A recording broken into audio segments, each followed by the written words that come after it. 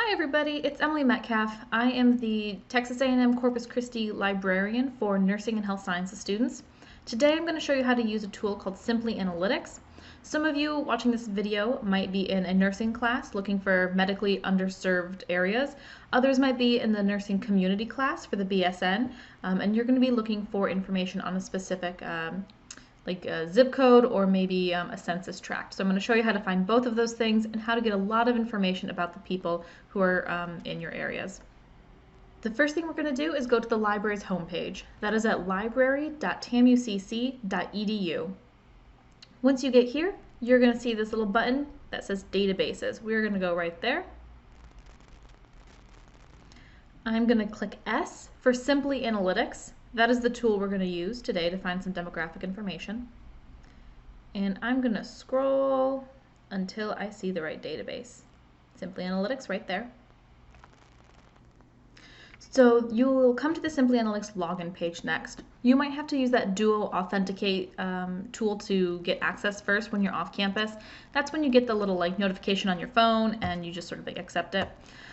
So this is the login page. You have the option to log in with an account, or you can just work on this project as a guest. I really recommend you create an account. That way you can save your work as you go and you can come back and revisit it. If you sign in as a guest, nothing will be saved. You can go ahead and log in with your Islander email address. Do check, they're going to send you a confirmation code. Do check your clutter or your junk to make sure it didn't get lost in there. And then go ahead and sign in. Because I've already worked in this tool, it pops up with the most recent project that I touched. So I'm going to click New Project, but for you, you probably already have something that looks kind of like this. It says New Project, and it's asking you for a location. So some of you are working with counties, if you're working with those medically underserved areas. Others are going to be looking at a specific, maybe you have an address for like the Garcia Community Center or something like that. You can type either in. I'm going to go ahead and type the name of a county. We have Kinney County in Texas right there. I'm going to add one more county because I know that some of our students are going to be using comparative data. You're going to be looking at two different counties to see how they differ. So I'm going to go ahead and add that. For anyone who is going to do maybe the Garcia Center, or maybe you have a specific school or something like that you're working with, maybe a nursing home, you can go ahead and type the address in here. I'm going to type the address of the university to show you what that looks like. And here it says no matching locations found. That's okay, it's supposed to say that. We're going to say that we're actually doing an address search.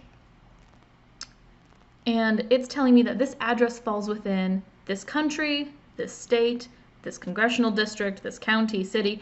And I know for that nursing 4660 class, the community class, you're going to be looking for census tracts. So you can go ahead and click that.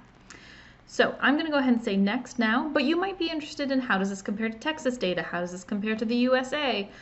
You can add as many sort of geographies or locations as you want into this project. But I'll hit next now. Now it's asking me if I want to add seed variables. Seed variables is sort of their way of saying this is where people like to start with most projects.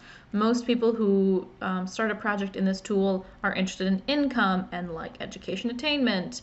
Housing built before 1940 apparently is an interesting one for most people. So I'm going to go ahead and say create this project without the seed variables because those aren't things I'm necessarily interested in right now. What that means is that I have no data added to my project. So let's add some data. Over here, we can see that data is already selected.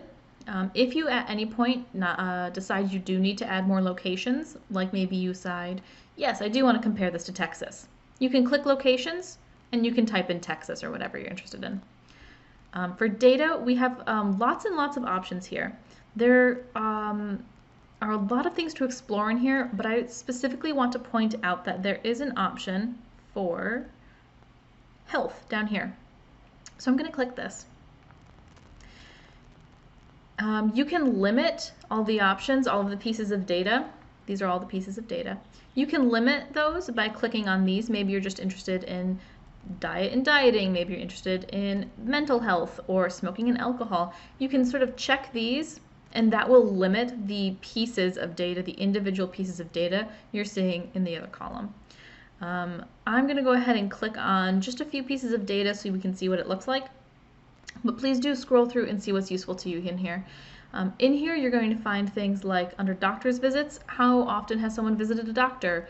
What percentage of the population of your county visited a dentist in the last 6 months? What percentage of your population is insured? Things like that. You can find all of that information in here.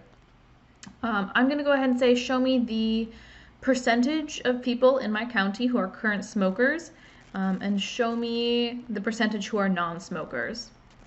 And then for now, that's plenty of data. You can click on as many as you want and they will add it to your project.